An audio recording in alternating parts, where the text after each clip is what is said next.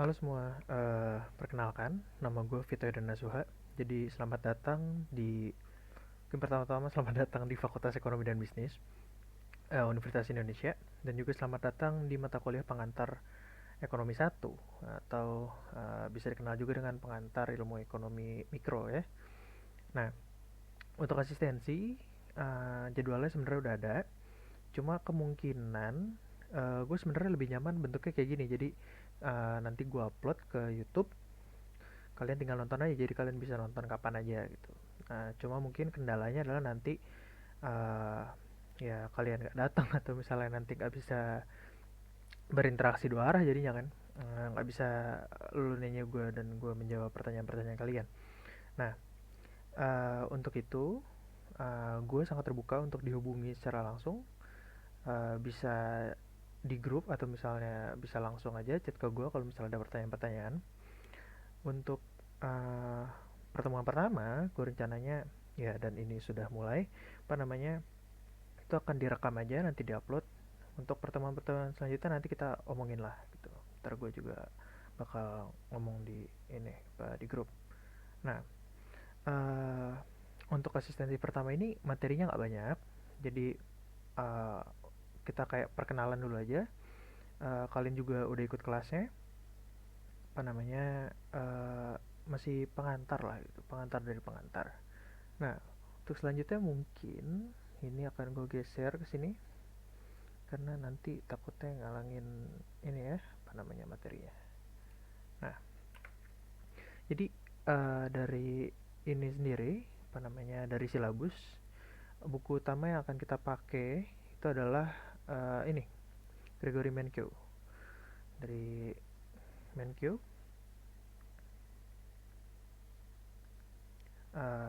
gue juga udah memberikan ke kalian gitu kan, sudah bisa diakses. Untuk tambahannya ini nanti sebenarnya mirip-mirip antara Menkyu dan Parkin, cuma ada beberapa hal yang dijelaskan di Menkyu dengan cara yang berbeda dengan apa yang dijelaskan di Parkin gitu. Cuma intinya sama, sama aja. Terus ada case and fear ya. Untuk penilaian itu ada UTS 35%, ujian akhir 35%, UAS. Juga nanti ada beberapa tugas, bapaknya itu sering banget ngasih tugas, mohon dikerjakan karena pengalaman dari semester kemarin. Beberapa teman-teman atau kakak tingkat kalian itu nilainya cukup, apa namanya, terbantu melalui tugas gitu. Jadi dikerjakan aja dengan ikhlas. Terus juga nanti ada partisipasi kelas ya, PR, tugas kelompok, nanti entah apakah bakal ada kuis atau gimana, gue juga kurang tahu, kita lihat aja nanti. Terus nanti ada nilai asistensi dari gue tuh. Apa namanya, gue nggak ngabsen asistensi karena bentuknya seperti ini, cuma nanti gue bakal memberikan sebuah tugas asistensi yang bisa dikerjakan, dan juga nanti itu nilainya akan menjadi nilai asistensi kalian tuh. Nah, ini ada keputusan prodi yang mulai disebar dari semester lalu, semulai dari awal PJJ. Itu jika terdapat indikasi bahwa mahasiswa bekerja sama dengan mahasiswa lain untuk meminta bantuan pengerjaan ujian, maka mahasiswa akan diberikan nilai E dalam mata kuliah yang diujikan. Jika terdapat bukti mahasiswa bekerja sama dengan mahasiswa lain atau meminta bantuan kepada mahasiswa lain dalam pengerjaan ujian, maka akan diberikan nilai E keseluruhan mata kuliah di semester tersebut. Untuk teman-teman yang merupakan mahasiswa baru, mungkin udah sempat ngobrol-ngobrol sama mentornya. Artinya kalau misalnya dapat E di seluruh mata kuliah yang sedang berjalan, itu secara tidak langsung artinya DO. Itu kan karena tidak mungkin memenuhi kriteria kelulusan yang 24 SKS dalam 2 semester gitu. Jika terdapat indikasi bahwa mahasiswa mengerjakan ujian di lokasi yang sama, maka mahasiswa akan memperoleh nilai 0. Dan jika terdapat bukti bahwa membantu mengerjakan sebagian atau keseluruhan ujian mahasiswa lain sebagai joki, mahasiswa akan memperoleh nilai E dalam keseluruhan mata kuliah yang diambil. Jadi kenapa gue kayak kok baru mulai kok kayaknya tegang banget gitu. Gue cuma pengen ingetin aja bahwa selama dalam pembelajaran, selama dalam mengerjakan tugas dan lain sebagainya, untuk berdiskusi gitu kan, bekerja sama, apalagi kerja kelompok gitu kan ya, itu sangat wajar. Cuma gue minta dengan sangat, apa namanya, untuk teman-teman sekalian, itu tidak mencontek dan bekerja sama ketika ujian. Kenapa? Karena kalau udah kayak gitu gue tidak bisa apa-apa, itu sudah ada di tangan fakultas gitu. Ya, gue cuma ngingetin aja gitu kan sebagai asisten dosen. Nah, langsung aja masuk ke materi gitu kan. Ekonomi. Jadi ekonomi itu apa sebenarnya dan kenapa lu masuk ke fakultas ekonomi? Sebenarnya lu masuk ke fakultas ekonomi dan belajar ilmu ekonomi sekarang itu lu belajar mengenai rumah tangga. Jadi ekonomi itu dari bahasa Yunani, itu artinya oikos, dan ini kursornya hilang. Dari bahasa Yunani rumah tangga itu oikos, dan juga aturan atau hukum itu nomos. Jadi sebenarnya kalau Anda sedang belajar ilmu ekonomi, artinya Anda sedang belajar ilmu mengenai rumah tangga, ya kan? Belajar berumah tangga sama aku ya gitu kan. Nah, ini dari Mankiw, Kwah and Wilson. Nah, ilmu ekonomi sendiri itu sangat berfokus kepada sebuah fenomena namanya scarcity. Scarcity itu apa? Scarcity adalah kelangkaan. Gitu kan? Mungkin teman-teman sering dengar ya berita-berita atau misalnya apa mengenai kelangkaan. Oh iya, cabai sedang langka, atau misalnya kelangkaan gas LPG, kelangkaan BBM pernah terjadi. Ya, zaman-zaman kapan lah itu kan. Nah, tapi kelangkaan yang kita bahas di sini itu adalah masalah utama dari ilmu ekonomi, sebuah fenomena di mana barang pemuas kebutuhan atau pemuas keinginan itu tidak mencukupi kebutuhan atau keinginan yang tidak terbatas. Itu. Jadi manusia sebagai makhluk ekonomi itu punya keinginan yang tidak ada batasnya gitu kan. Kalau misalnya ya kita tidak punya constraint, tidak punya batasan, kita pasti ditawarin apa aja mau gitu kan. Mau ini nggak? Ya mau lah gitu kan. Nah cuma masalahnya adalah barang pemuasnya atau barang yang apa ya, barang yang memenuhinya gitu itu nggak tidak terbatas gitu, tapi terbatas, sehingga ada mismatch di antara keinginan dan juga barang pemuasnya gitu. Nah, kelangkaan ini dimensinya banyak, nggak cuma masalah si barang aja, tapi kelangkaan juga misalnya dimensi waktu, kayak oh gue pengen melakukan A, gue pengen melakukan B, melakukan C, cuma ya waktu sehari itu cuma 24 jam, itu kita menghadapi sebuah kelangkaan waktu gitu. Atau misalnya gue pengen beli A, beli B, beli C, cuma kemampuan finansial gue terbatas gitu. Itu juga bisa secara tidak langsung kita apa namanya uh, kita sebut sebagai kelangkaan. Kenapa? Karena ya itu berhubungan lah gitu. Nah, terus kalau misalnya ditanya nih, tujuan dari seseorang belajar ekonomi atau misalnya melakukan aktivitas ekonomi itu apa sih gitu kan. Nah, banyak orang yang suka bilang gini nih, tujuan dari seseorang kalau misalnya di ekonomi adalah mendapatkan hasil yang maksimal gitu kan, mendapatkan hasil yang maksimal dengan pengorbanan seminimal mungkin. Ya orang mikirnya oh ini sangat logis. Kenapa? Karena dengan biaya gitu kan yang seminimal minimalnya kita pengen mendapatkan hasil atau keuntungan yang semaksimal maksimal ya. Tapi ini salah, nggak boleh nih. Yang boleh itu adalah mendapatkan hasil yang maksimal dengan pengorbanan tertentu atau mendapatkan hasil tertentu dengan pengorbanan minimal. Nah, jadi bedanya apa?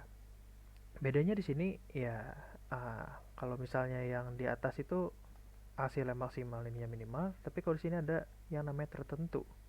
Nah, apa nih maksudnya? Jadi maksudnya kalau misalnya nomor satu, lu mempunyai target pengorbanan tertentu. Misalnya gue punya uang 100.000, tuh, katakanlah 100.000 rupiah. Dengan mengorbankan uang 100.000, dengan membelanjakan uang 100.000, gue mencoba mendapatkan hasil yang maksimal gitu. Jadi pertanyaannya sekarang, bagaimana caranya cara menggunakan si 100.000 ini sehingga menghasilkan hasil yang maksimal gitu.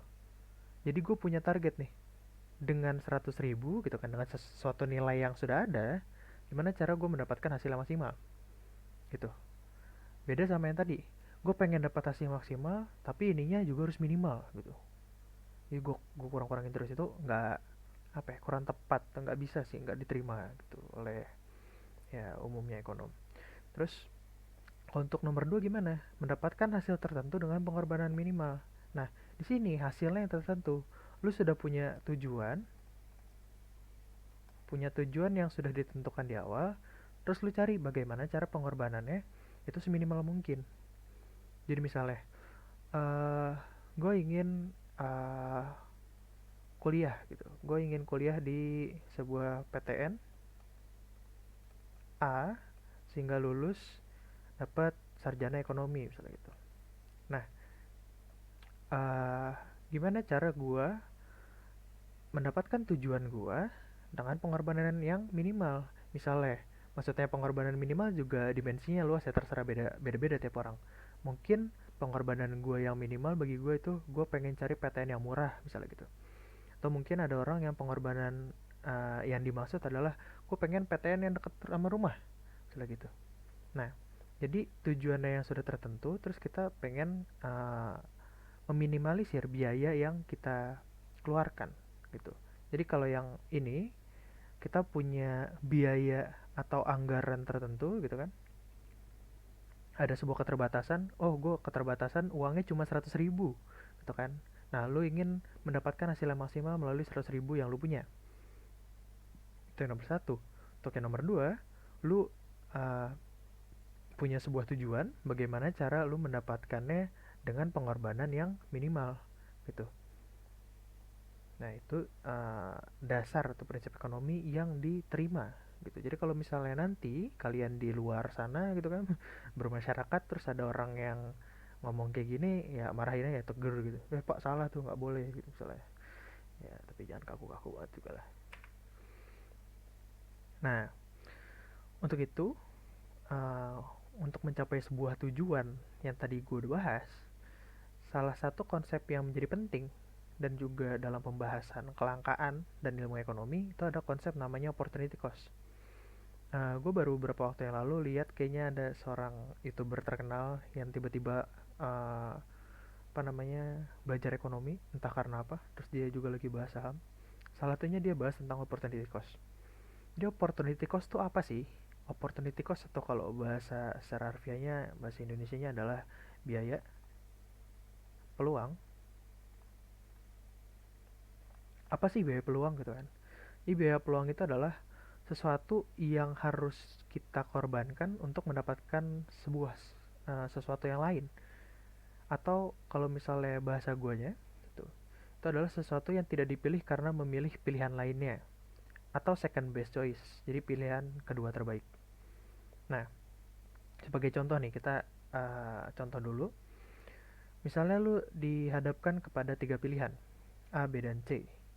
A, kuliah dan bayarannya kira-kira 2 juta sebulan. Kerja di sebuah toko B dengan pendapatan 3 juta sebulan. Dan C, kerja di toko C dengan pendapatan 4,5 juta per bulan. Kalau misalnya ada seseorang dan dia bilang dia akan memilih A, terus ditanya biasanya apa opportunity cost dari seseorang tersebut. Nah, apa namanya, opportunity cost dari seseorang tersebut adalah second best choice-nya, pilihan yang dia lewatkan yang terbaik gitu kan, yang terbaik kedua, karena dia memilih sebuah pilihan. Karena dia memilih A, second best choice-nya itu ini, dimana dia bisa mendapatkan 4,5 juta apabila dia bekerja di toko C gitu. Kalau misalnya dia memilih B, itu kan ya opportunity cost-nya juga kalau misalnya kita apa pakai second best choice, apa namanya, ini adalah opportunity cost-nya. Tapi bisa juga lu bilang bahwa uh, dengan seseorang memilih A, B merupakan opportunity cost-nya. Benar, gitu, tetap benar karena B adalah pilihan yang tidak dia pilih. Itu cuma apa namanya, nggak bisa dibilang second best choice gitu.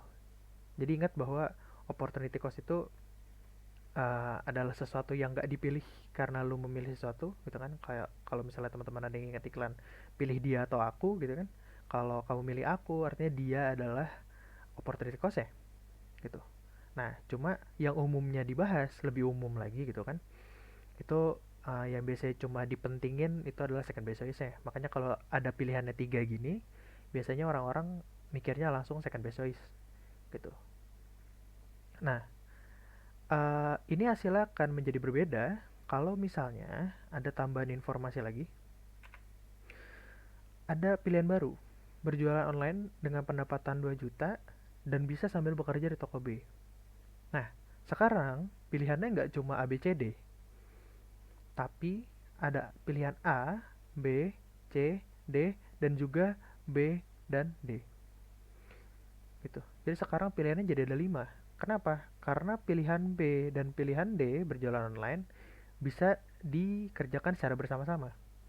Gitu. Ini yang perlu diingat dan dipikirkan oleh teman-teman bahwa kadang ini uh, apa ya, sebuah case seperti ini bisa terjadi di mana ada beberapa pilihan yang bisa dikerjakan secara bersama-sama gitu.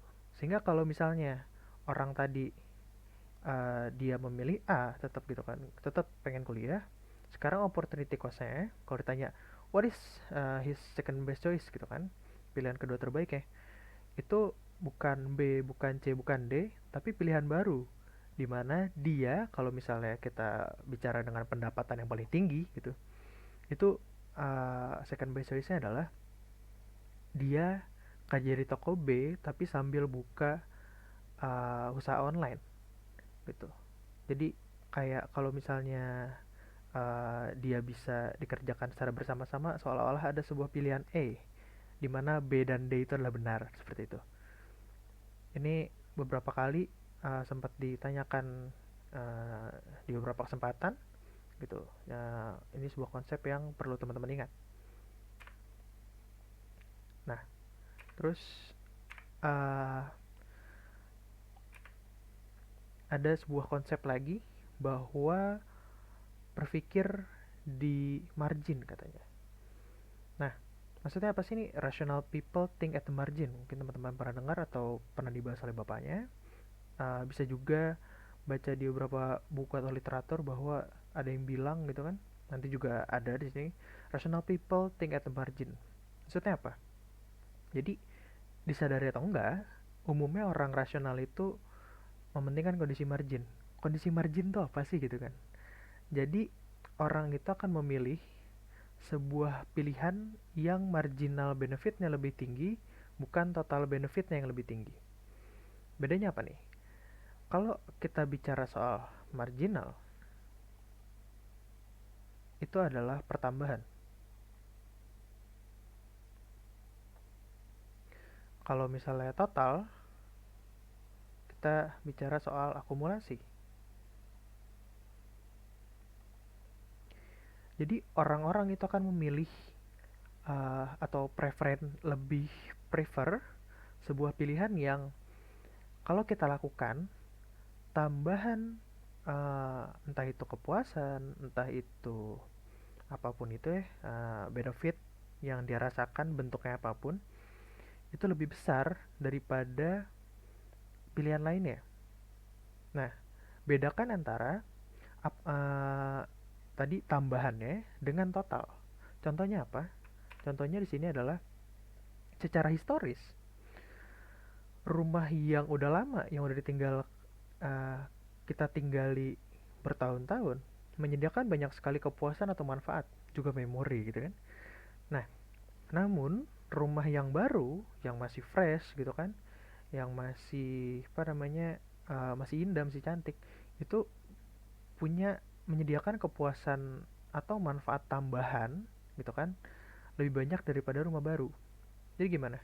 Kalau lu tinggal disuruh hari ini lu diberikan waktu untuk beberapa hari, misalnya 1 atau 2 hari, Anda boleh tinggal di rumah Anda atau pindah ke rumah baru, misalnya gitu. Nah, umumnya orang yang tinggal di rumah baru itu mendapatkan rasa kepuasan yang lebih gitu kan, dalam 2 hari tersebut, dalam tambahan konsumsinya, daripada orang yang tinggal di rumah yang lama. Kenapa? Karena orang yang tinggal di rumah yang lama biasanya udah kayak, ya udah ini rumah gue gitu kan, gue udah tahu, bosen gitu kan. Kalau misalnya di rumah yang baru ada apa ya, kayak biasanya kalau misalnya kita hubungin sama behavior, kayak perasaan bangga atau misalnya ada yang bisa dieksplor yang baru. Nah, jadi eh, tambahannya dalam 2 hari gitu kan, dalam konsumsi 2 hari lu tinggal di rumah baru itu lebih menyenangkan daripada lu 2 hari di rumah lu yang sekarang gitu kan. Kayak nggak ada yang bisa dieksplor di rumah gitu-gitu aja gitu kan.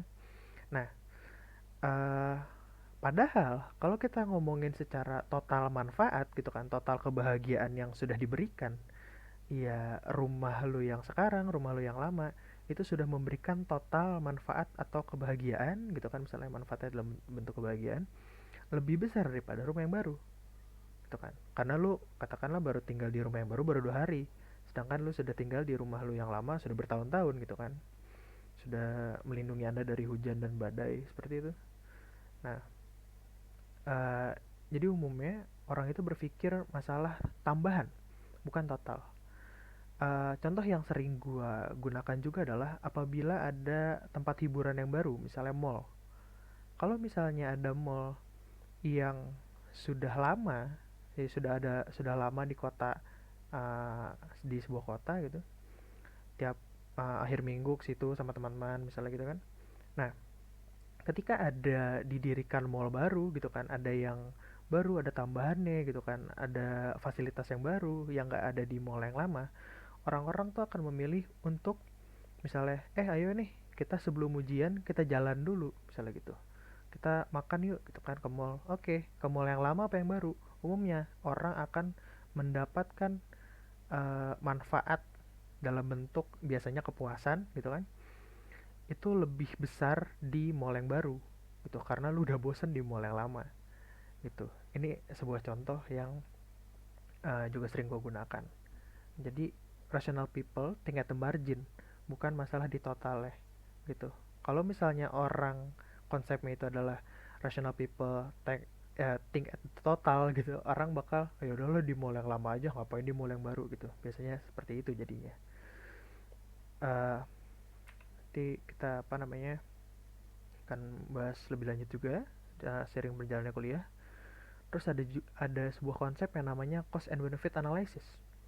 Dalam menentukan pilihan, manusia yang rasional itu umumnya akan melakukan pertimbangan mengenai biaya dan manfaat yang ia terima dari sebuah pilihan.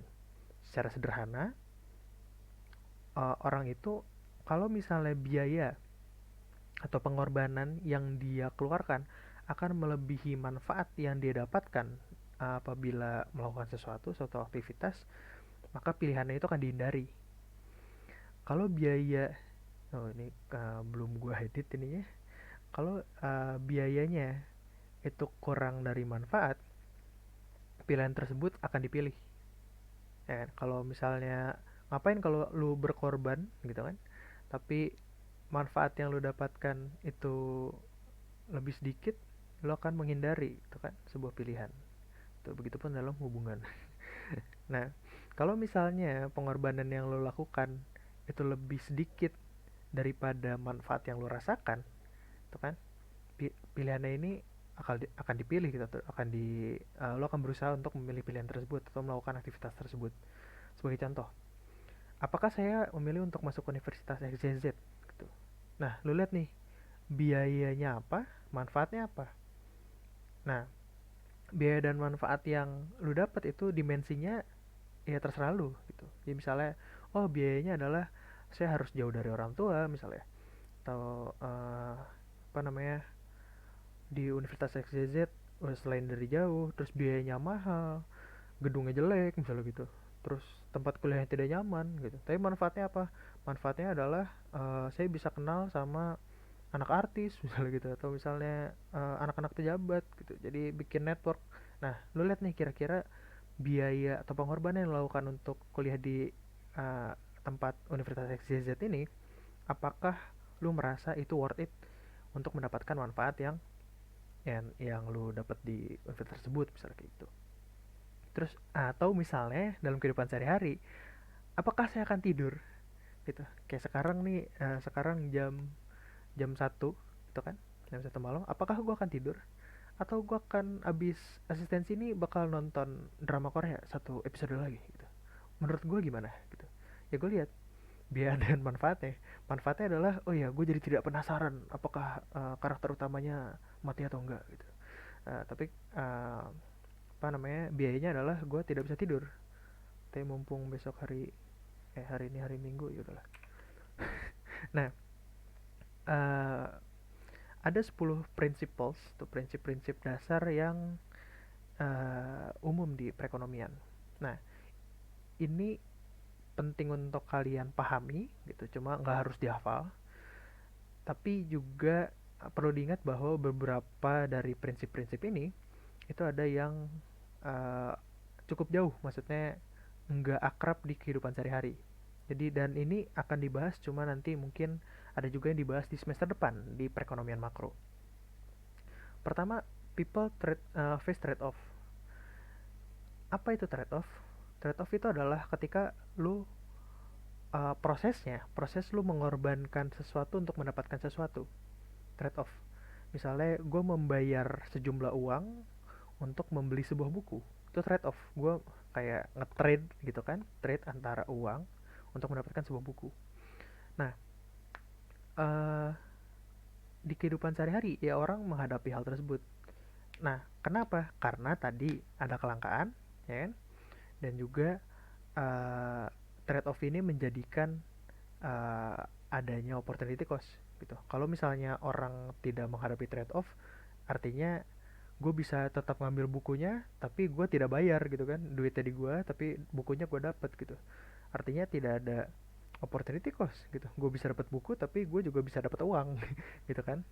Nah, jadi apa namanya, uh, trade off ini terjadi karena scarcity tadi gitu. Dan fenomena trade off ini yang mengakibatkan adanya tadi opportunity cost yang terjadi karena lu memilih sesuatu dan lu men-trade off sesuatu gitu. Nah, terus prinsip yang kedua adalah biaya yang kita bahas itu adalah sesuatu yang kita korbankan untuk mendapatkan sesuatu. Jadi kalau misalnya kita ngomongin cost itu biasanya cuma masalah uang gitu kan di kehidupan sehari-hari, cuma sebenarnya biaya itu balik lagi ke konsep bahwa dimensinya luas gitu. Bisa jadi tadi biaya yang gue bilang, oh apa namanya, kuliahnya tidak nyaman gitu. Terus misalnya jauh dari orang tua, itu adalah biaya, itu adalah pengorbanan yang dilakukan untuk memilih sebuah pilihan gitu. Nah, makanya tadi opportunity cost gitu kan, itu adalah sebuah biaya. Kenapa? Karena lu mengorbankan kemungkinan untuk memilih sesuatu untuk memilih sesuatu yang lain gitu. Pilih dia atau aku. Kalau kamu pilih dia artinya kamu mengorbankan aku gitu. Nggak bisa dua-duanya seperti itu tuh kan. Terus tadi rational people, tingkat margin. Terus people respond to incentive. Nah, ini cukup luas penggunaannya, dimana orang-orang itu merespon apabila ada insentif untuk melakukan sesuatu. Nah, waktu gua kuliah biasanya dikasihnya gini, apa namanya, dosennya bilang, coba kamu maju ke depan, jelaskan, nanti nilai ujian saya tambahin 1, katanya gitu. Jadi kalau nilai UTS saya 80 akan jadi 81 katanya. Itu adalah sebuah insentif gitu kan. Nah, orang akan merespon hal tersebut gitu. Ngapain kita melakukan sesuatu kalau nggak punya insentifnya? Dalam kehidupan sehari-hari, kenapa lu melakukan A dan tidak melakukan B? Mungkin A itu punya insentif tertentu. Insentifnya apa? Macam-macam. Misalnya kepuasan diri gitu. Oh, gue dengan nonton drama Korea gue puas, gue tahu jalan ceritanya, misalnya gitu. Atau kalau gue baca sebuah novel, gue bisa ngobrol sama si ini gitu. Itu adalah insentif. Cuman dalam ekonomi bisa jadi ada beberapa hal lain yang apa ya, memicu seseorang untuk melakukan sebuah aktivitas.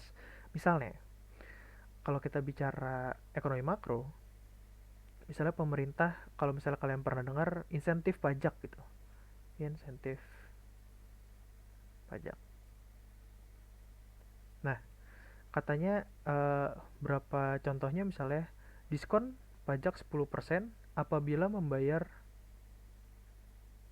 wow, tulisannya mantap, sebelum tanggal sekian. Nah, kenapa disebut insentif pajak gitu kan? Karena bonus ini 10% itu menyebabkan orang-orang untuk merespon sehingga mereka membayar pajak sebelum tanggal yang ditentukan gitu. Atau misalnya diskon bagi orang-orang yang punya kartu anggota gitu. Ini menyebabkan orang-orang merespon bahwa oh, kita bisa dapat insentif berupa diskon kalau kita punya kartu anggota. Artinya kita harus bikin kartu anggota kayak gitu. Atau misalnya apa namanya? Oh, ini ada contoh yang cukup aneh menurut gue sebenarnya. Bantuan bagi orang yang gajinya di bawah 5 juta gitu. Terus ternyata misalnya pemerintah pengen ngasih bantuan misalnya untuk covid gitu 600.000 per bulan misalnya untuk orang yang gajinya di bawah 5 juta per bulan, terus gajinya dia 5,1 juta. Nah, uh, apa namanya, kalau misalnya terjadi seperti ini mungkin dia bakal ke perusahaannya, waduh, dia akan ke perusahaannya, terus dia minta untuk gajinya diturunin aja gitu kan, pak turunin lah pak, saya gajinya jangan 5,1, jadilah 4,9, dimana kalau ditambahin dengan insentifnya itu jadi lebih tinggi daripada 5,1 gitu kan. Jadi orang itu cenderung melakukan sesuatu kalau ada insentifnya gitu, seperti itu. Terus trade can make everyone better off, maksudnya gimana? Jadi kalau misalnya lu melakukan trade gitu kan, umumnya yang apa ya, menikmati hasilnya itu nggak cuma satu orang aja, tapi banyak orang. Bahkan semua orang yang terlibat dalam trade-nya. Contohnya adalah seorang dosen pernah cerita ke gue, dia bilang gini, kenapa sih trade itu bikin semua orang lebih baik? Sebagai contoh, kalau di dunia ini nggak ada trade katanya, saya harus mengajar, dia harus ngajar sebagai dosen, tapi pulang ke rumah dia harus ini apa namanya, menanam padi. Tapi habis itu juga dia harus menanam sayur, harus juga mengurus ternak. Kenapa? Karena dia nggak bisa trade, dia nggak bisa beli bahan makanan kalau misalnya nggak ada trade. Nah, dengan adanya trade, dia bisa fokus ngajar aja. Dengan dia ngajar, dia digaji. Nah, gajinya tersebut dia gunakan untuk trade gitu kan, untuk bertransaksi dengan petani. Beli sayur, beli buah, dengan peternak, beli daging, beli beras dan lain sebagainya. Sehingga dia nggak perlu mikirin banyak hal, dia cuma perlu ngajar gitu kan, dan tapi tetap bisa menghidupi keluarganya. Bahkan dengan hal tersebut dia bisa lebih produktif karena pas lagi ngajar gitu kan, terus tiba-tiba hujan, waduh, apa namanya, lagi ngeringin padi belum diangkat misalnya kayak gitu kan. Nah, itu tidak akan terjadi kata dia, seperti itu. Jadi dengan trade orang itu bisa berspesialisasi itu, nggak harus mikirin banyak hal, cukup fokus ke satu tujuan aja. Nah, seperti itulah contohnya. Terus nomor 6, pasar merupakan cara yang umumnya baik untuk organize economic activity. Kenapa? Karena markets itu adalah tempatnya trades gitu kan. Memang ini terkesan seperti yang liberal kapitalis gitu. Cuma ya nanti akan dijelaskan lebih lanjut di sepanjang kuliah. Nah, apa namanya? Untuk dari 7 ke 10 itu lebih ke makro. Nanti akan dibahas di mata kuliah pengantar ekonomi 2 yang akan kalian dapat di semester depan, jadi gue skip aja. Nah, jadi Adam Smith, bukan Adam Suseno, itu dia dikatakan sebagai bapak ilmu ekonomi modern. Nah, dia tuh ya salah satu orang yang mempopulerkan mengenai pasar dan juga apa namanya, kenapa tadi trade itu bisa bikin orang lain better off. Jadi katanya di sini total output itu akan meningkat kalau misalnya seorang pekerja specialized in one type of activity and trades with other specialized workers, kata Adam Smith. Nah, jadi kalau misalnya sebuah pabrik gitu kan, katakanlah pabrik, misalnya pabrik HP gitu. Kalau misalnya HP ini ada kameranya, ada layarnya, terus juga ada sensor dan lain sebagainya. Kalau misalnya satu orang itu memproduksi HP ini, itu akan memakan waktu lebih lama daripada misalnya pekerja divisi A, dia kerjanya bikin kamera doang.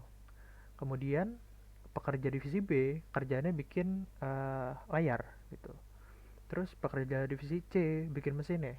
Terus kemudian ada divisi D yang kerjanya ngerakit kameranya di sini, terus ada layarnya, ada casingnya, bla bla bla. Setek diambil jadi sebuah HP gitu. Kata Adam Smith itu akan menjadi lebih baik. Nah itu uh, kalau misalnya di satu produksi. Kalau misalnya di ruang lingkup yang lebih besar masyarakat, contohnya seperti tadi dosen gue, di mana dia yang ngajar aja, petani ya bertani aja, peternak ya beternak aja gitu. Nanti hasilnya adalah sebuah perekonomian yang sehat gitu, dimana mereka bisa trade satu sama lain gitu kan. Kalau misalnya anaknya mau sekolah ya silakan dikuliahin gitu kan, pak petani dan pak peternak gitu kan, uh, dikuliahin nanti saya yang ngajar gitu kan. Nah terus kalau misalnya saya pengen makan ya saya bayar ke anda untuk beli padi, ya makan padi masa untuk beli beras, sayur, buah, dan juga apa namanya barang-barang lainnya seperti itu katanya. Nah, ada Suseno. Nah, Adam Smith itu punya sebuah kayak sebuah apa ya trademark gitu, namanya invisible hand, tangan tak terlihat gitu kan. Nah, ini serupa seperti ada, kalau misalnya teman-teman ada yang pernah dengar, gue sampai sekarang nggak tahu gimana cara bacanya, laissez-faire. Nah, itu mirip. Jadi laissez-faire, pasar artinya adalah segala kegiatan ekonomi yang diserahkan kepada pasar. Adanya kebebasan dalam kegiatan ekonomi dan campur tangan pemerintah yang sangat minim. Ini sebenarnya adalah paham atau mazhab liberalisme, kebebasan ekonomi, laissez-faire, laissez-passer adalah sebuah frasa dari Perancis, bahasa Perancis. Secara harfiah adalah biarin aja gimana pasar gitu kan. Silahkan trade sepuasnya gitu, pemerintah bodo amat dan lain sebagainya. Nah, ini kata Salasah, dia menyukai frasa tersebut katanya. Nah, uh, itu mirip gitu, atau misalnya serupa dengan apa yang dikatakan oleh Adam Smith, invisible hand gitu. Jadi silahkan anda punya konsentrasi atau ya itu apa namanya, fokus masing-masing ke suatu hal. Anda melakukan hal tersebut, Anda menjadi efektif dan menjadi ahli di hal tersebut, nanti hasilnya itu bisa di trade ke perekonomian gitu, ke masyarakat, ke society. Nah, ada lagi konsep yang perlu kalian pahami, ada yang namanya positive statement dan normative statement. Mungkin pernah dibahas di SMA kalau nggak salah ya, gue sudah sangat lama sekali dari SMA. Positive statement itu adalah umumnya iya fakta lah gitu. Kalau positif itu adalah fakta, kalau normatif itu adalah uh, mungkin kalau lebih mudah untuk positif itu adalah objektif, kalau ini itu lebih subjektif. Jadi kalau positif, how the world is gitu kan, fakta. Kalau misalnya normatif itu adalah how the world ought to be, sebaiknya. Dimana nilai kayak sebaiknya atau misalnya apa namanya, nilai A itu lebih dari nilai B dan lain sebagainya, itu kan tergantung orang ya. Nah, nah sebagai contoh misalnya gini, anggaran besar pemerintah seharusnya mampu tekan laju COVID-19. Ini berita gue dapat dari Kompas. Ini normatif. Kenapa? Karena misalnya anggarannya besar, pemerintah seharusnya mampu tekan laju COVID-19. Mungkin ada orang yang beranggapan bahwa enggak juga, anggaran besar belum tentu pemerintah harusnya mampu menekan laju COVID-19 karena ada faktor-faktor lain yang tidak bisa dikontrol oleh pemerintah misalnya gitu. Nah, ini bisa menimbulkan perdebatan gitu. Ini adalah statement yang normatif, yang subjektif antara satu orang dan satu orang lainnya itu nilainya, value-nya itu bisa berbeda gitu kan. Sementara kalau yang berita kedua, gue lupa sumber dari mana, maaf. Permintaan tinggi harga cabai merah dan bawang merah di pasar Pelabuhan Ratu Sukabumi naik. Ya udah, ini adalah kejadian yang sebenarnya, how the world is gitu kan. Dimana di pasar Pelabuhan Ratu Sukabumi karena permintaannya tinggi, harga cabai dan bawang merah naik gitu. Jadi jadi teman-teman bisa membedakan antara statement yang positif dan normatif gitu. Jadi tidak apa-apa kalau misalnya ada sebuah statement yang positif gitu kan, artinya menjelaskan fakta. Sementara kalau untuk statement yang normatif dan ada perdebatan diantaranya, ya itu wajar gitu. Nah, uh, suatu hal yang menjadi penting untuk teman-teman belajar ilmu ekonomi ke depannya adalah uh, ekonomi itu nggak lepas dari yang namanya asumsi.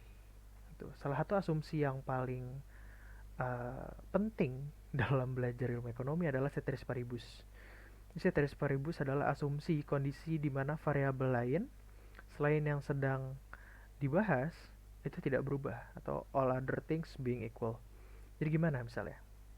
Misalnya dibilang kita lagi bahas sebuah fenomena di mana apabila pendapatan seseorang pendapatan sudah jam segini, maaf ya. Ketika pendapatan seseorang itu mengalami peningkatan, tuh dia belanjanya akan naik. Nah, bener kan gitu. Cuma walaupun tidak dibicarakan, tidak disebutkan, tapi asumsi ceteris paribus itu sudah kayak rahasia umum, bukan rahasia umum ya, tapi kayak sudah pasti itu include di pernyataan tadi gitu. Kenapa? Karena kita cuma bahas pendapatan aja sehingga belanja seseorang naik gitu. Kita tidak membahas misalnya, oh ya pendapatan naik, belanja naik. Tapi apa variabel harga gimana? Gitu. Misalnya, oh pendapatan naik sih, tapi harga barangnya naik apa enggak? Gitu. Terus selain harga, misalnya apakah sedang ada perang? Misal keamanan gitu. Keamanannya gimana? Selain itu apalagi? Misalnya apakah kondisinya sedang bencana atau tidak?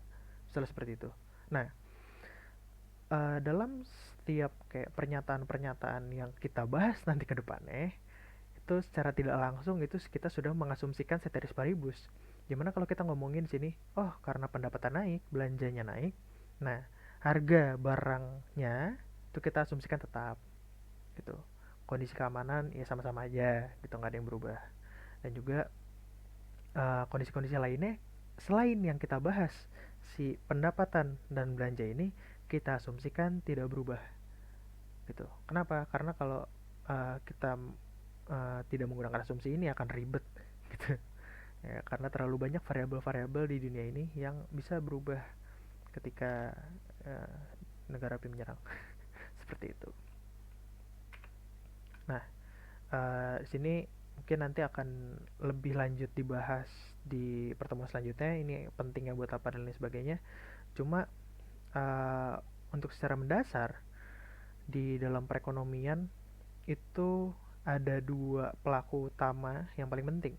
Itu ada konsumen dan produsen. Umumnya produsen itu diwakilkan dengan sebagai perusahaan gitu kan. Kalau misalnya rumah tangga itu biasanya dia merupakan seorang konsumen. Nah, perusahaan itu menghasilkan barang dan jasa, gitu, barang dan jasa, goods and service, untuk dikonsumsi oleh rumah tangga, oleh konsumen.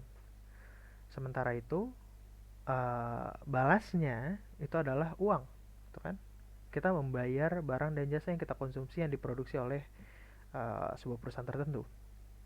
Nah, sementara itu kita atau misalnya rumah tangga itu menyediakan faktor input ke perusahaan. Dimana bentuknya misalnya ada sebagai pekerja, barang modal, land gitu. Nah, kita menyediakan yang paling mudah dibahas adalah labor gitu kan. Kita menyediakan labor atau tenaga kerja untuk digunakan perusahaan berproduksi.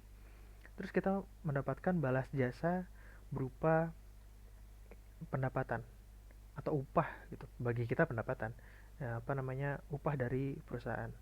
Nah, eh, apa namanya, sadari bahwa kalau misalnya ada orang yang bilang roda perekonomian gitu kan, sebenarnya dasarnya adalah seperti ini gitu, dimana apa yang dilakukan oleh seorang apa ya, individu itu akan berkaitan dengan individu lain di roda perekonomian gitu. Jadi kalau misalnya seorang konsumen melakukan sesuatu untuk si produsen gitu, itu juga akan mempengaruhi si konsumen itu sendiri. Jadi kayak misalnya, oh ya gue kerja buat perusahaan gitu kan, enak nih perusahaan bisa produksi, perusahaan bisa untung. Tapi lu juga harus lihat bahwa lu dapat gaji, lu dapat upah, seperti itu. Oh, perusahaan bikin servis atau atau memproduksi barang ke konsumen, ya cuma artinya lu generate profit bagi perusahaan, seperti itu. Jadi apa namanya, uh, apa ya, orang-orang yang terlibat di dalam sebuah perekonomian itu saling terkait satu sama lain. Itu ini bakal dibahas lebih lanjut di pertemuan-pertemuan selanjutnya. Kita lihat gimana fenomena lanjutannya yang lebih kompleks gitu.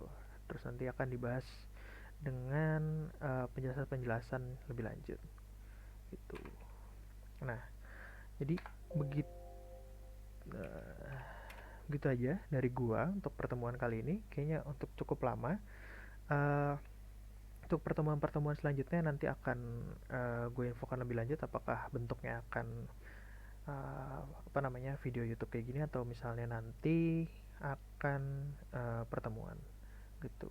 Nah, terima kasih uh, udah menonton video ini. Kalau ada yang nonton sampai akhir, alhamdulillah. Kayak waktunya lama, 48 menit. Terima kasih. Wassalamualaikum warahmatullahi wabarakatuh.